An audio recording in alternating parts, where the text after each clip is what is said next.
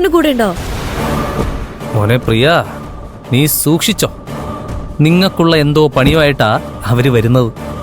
നീ ഒന്നും മിണ്ടാതിരിക്കടാ.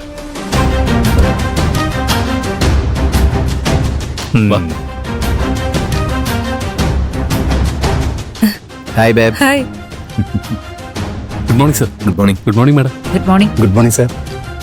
നിങ്ങളെന്താ അകത്ത് കയറാത്തെ? അല്ല, സാറും കൂടി വന്നിട്ട് കയറാന്ന് കരുതി. സുഖാണോ മോളെ?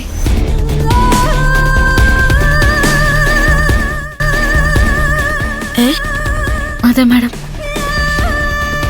നീ ആകെ ക്ഷീണിച്ചു പോയതുപോലെ ഉണ്ടല്ലോ. ഭക്ഷണമൊന്നും കൃത്യമായി കഴിക്കുന്നില്ലേ?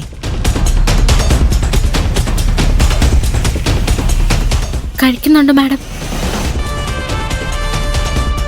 ജോലി തിരക്ക് കാരണം ക്ഷീണം തോന്നിയായിരിക്കും മമ്മി.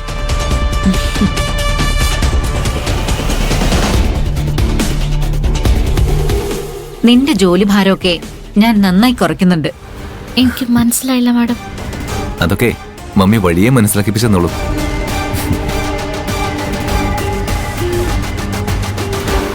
സീത മാഡം എന്തൊക്കെ ചെയ്യുന്ന മാഡം? ഇവളിങ്ങനെ തലയ്ക്കെത്തി വെക്കേണ്ട വല്ല കാര്യം ഓർക്കണ്ട. എനിക്കൊന്നും മനസ്സിലാകുന്നില്ല. എന്നാ പിന്നെ നമുക്ക് അകത്തേക്ക് കയറാം.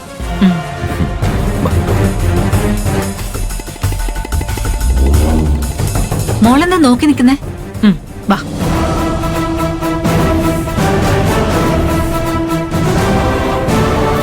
ഇതെന്തൊക്കെയാണ് ഇവിടെ നടക്കുന്നത്? സീതാ മാഡം പാറുവിനോട് കുറച്ച് കൂടുതൽ സ്നേഹം കാണിക്കുന്നില്ലെന്നാ എന്റെ സംശയം.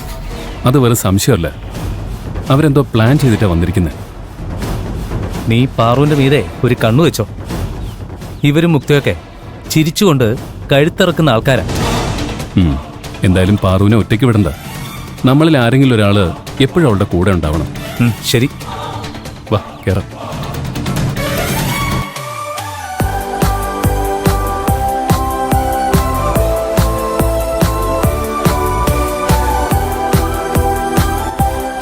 ആ മോള് വെള്ളത്തിൽ ഇറങ്ങുമ്പോ സൂക്ഷിക്കണം. ഇടയ്ക്കിടയ്ക്ക് തല തോർത്തണം, ഇല്ലെങ്കിൽ ജലദോഷം വരും. ഞാൻ സൂക്ഷിച്ചോളാം മാഡം. പാറു, നമുക്ക് ആ റൈഡ് കയറാം.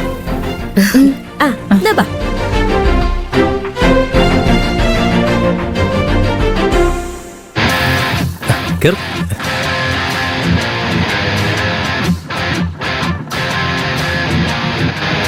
ആ മോള് വാ, ഇവിടെ ഇരിക്കും. കൈലാഷ്, ആ വണ്ടി കയറി വാ. മോനെ വാ, ഇവിടെ ഇരിക്കും. ഇരിക്കും.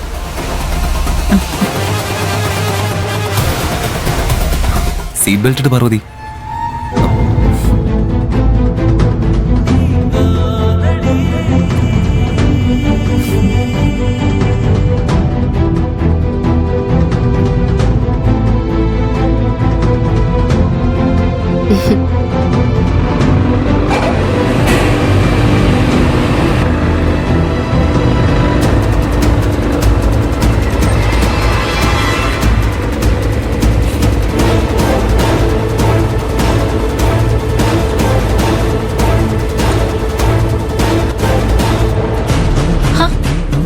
നീ റൈഡിൽ കയറുന്നില്ലേ?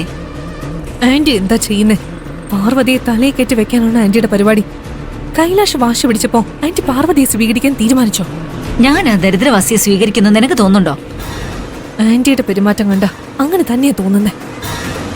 പാർവതിയെ കൈലാഷിന്റെ ജീവിതത്തിൽ നിന്നും ഒഴിവാക്കാനാണ് ആന്റി ഉദ്ദേശിക്കുന്നതെങ്കിൽ അതിന് ഇത്രയൊക്കെ ചെയ്യേണ്ട കാര്യമുണ്ടോ?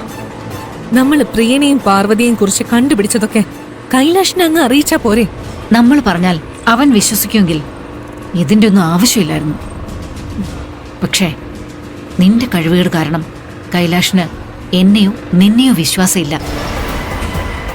ഞാൻ പതുക്കെ ആ വിശ്വാസം തിരിച്ചു പിടിക്കുക. നീ വെറുതെ ഇതിനിടയിൽ കയറി പ്രശ്നം ഉണ്ടാക്കണ്ട.